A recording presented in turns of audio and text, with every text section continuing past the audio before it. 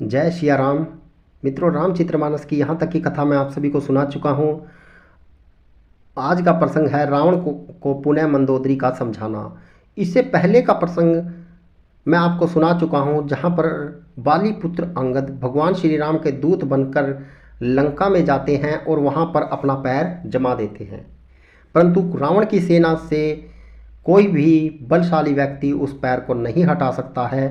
और उसके बाद अंगद भगवान श्री राम के पास लौट जाते हैं रावण का मान मर्दन तोड़कर। रावण को पुनः मंदोदरी द्वार का समझाना। संध्या हो गई जानकर दशग्रीव बिलखता हुआ उदास होकर महल में गया। मंदोदरी ने रावण को समझाकर फिर कहा, हे कांत, मन में समझकर विचार कीजिए, ये कुबुद्धि को छोड़ दो।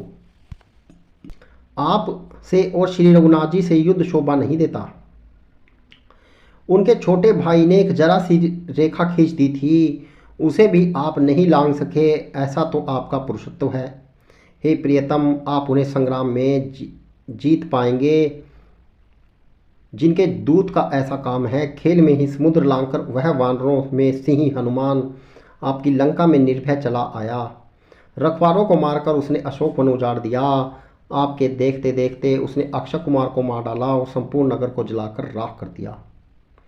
उस समय आपके बल का गर्व कहाँ चला गया था।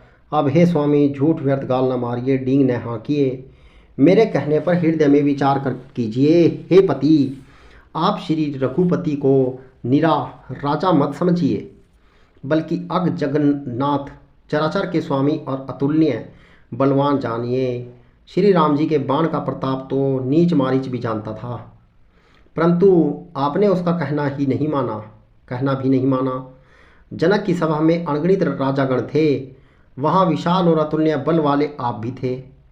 वहाँ शिवजी का धनुष तोड़कर श्री राम जी ने जानकी को ब्याहा, तब आपने उनको संग्राम में क्यों नहीं जीता। इंद्रपुत्र जयंत उनके बल को कुछ कुछ जानता था। श्री राम जी ने पकड़कर केवल उसकी एक आँख ही फोड़ दी और उसे जीवित ही छोड़ दिया। शूर्पणखा की दशा तो आपने देख ही ली, तो भी आपके हृदय में उनसे लड़ने की बात सोचते विशेष कुछ भी लज्जा नहीं आती। जिन्होंने विराट और खरदूषण को मारकर लीला से ही कबंध को भी मार डाला, और जिन्होंने बाली को एक ही बाण से मार दिया, हे दशकंद, आप उन्हें उनके महत्व को समझिए। जिन्होंने खेल से ही समुद्र को बांध लिया और जो प्रभु सेना सहित सुबेल पर्वत पर उतरे हैं, उन सूर्य कुल के ध्वजा स्वरूप कीर्ति को बढ़ाने वाले करुणा में भगवान ने आप ही के हित के लिए दूत भेजा, जिसने बीच सभा में आकर आपके बल का उसी प्रकार मत डाला जैसे हाथियों के झुंड में आकर सिंह उसे छिन्न भिन्न कर डालता है। रण में बांके अत्यंत विकट वीर अंगद और हनुमान जिनके सेवक हैं, हे पति, उन्हें आप बार बार मनुष्य कहते हैं। आप व्यर्थ ही मान ममता और मद का बोझ ढो रहे हैं। हाँ प्रियतम, आपने श्री राम जी से विरोध कर लिया और काल के विशेष वश होने से आपके मन में अब भी ज्ञान नहीं उत्पन्न होता। काल दंड लाठी लेकर किसी को नहीं मारता, वह धर्म बल बुद्धि और विचार को हर लेता है। हे स्वामी, जिसका काल मरण समय निकट आ जाता है, उसे आप ही की तरह भ्रम हो जाता है। आपके 2 पुत्र मारे गए और नगर जल गया, जो हुआ सो हुआ। हे प्रियतम, आप भी इस धूलि की पूर्ति समाप्ति कर दीजिए, श्री राम जी से वैर त्याग दीजिए, और हे नाथ, कृपा के समुद्र श्री रघुनाथ जी को भजकर निर्मल यश लीजिए। स्त्री के बाण के समान वचन सुनकर वह सवेरा होते ही उठकर सभा में चला गया और सारा भय भुलाकर अत्यंत अभिमान से फूलकर सिंहासन पर जा बैठा। अंगद राम संवाद युद्ध की तैयारी। यहाँ सुबेल पर्वत पर श्री राम जी ने अंगद को बुलाया।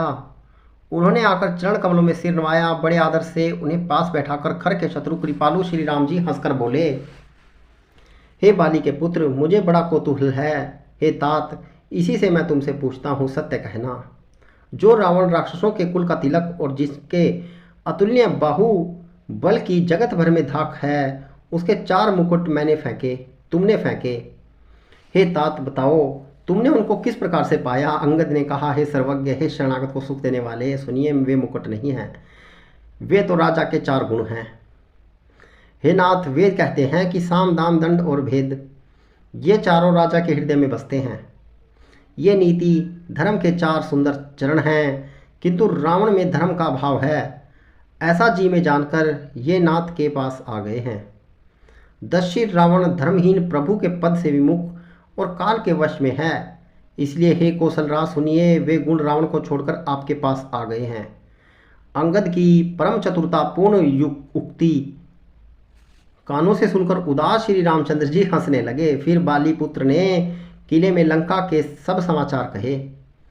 जब शत्रु के समाचार प्राप्त हो गए तब श्री रामचंद्र जी ने सब मंत्रियों को पास बुलाया और कहा, लंका के 4 बड़े विकट दरवाजे हैं, उन पर किस तरह आक्रमण किया जाए इस पर विचार करो।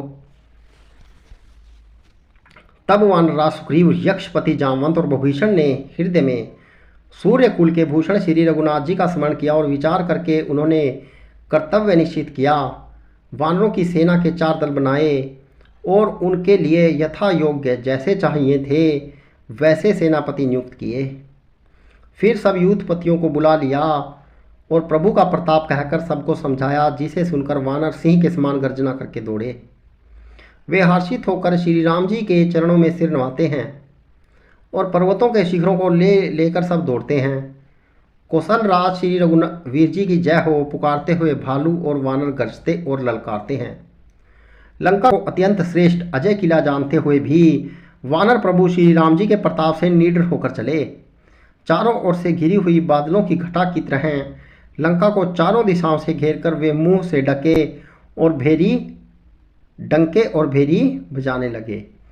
मित्रों, रामचरितमानस का यह प्रसंग मैंने आपको सुनाया है। यदि अच्छा लगे तो इसे शेयर जरूर कीजिएगा, चैनल को सब्सक्राइब कीजिएगा, लाइक कीजिएगा वीडियो को। जय श्री राम।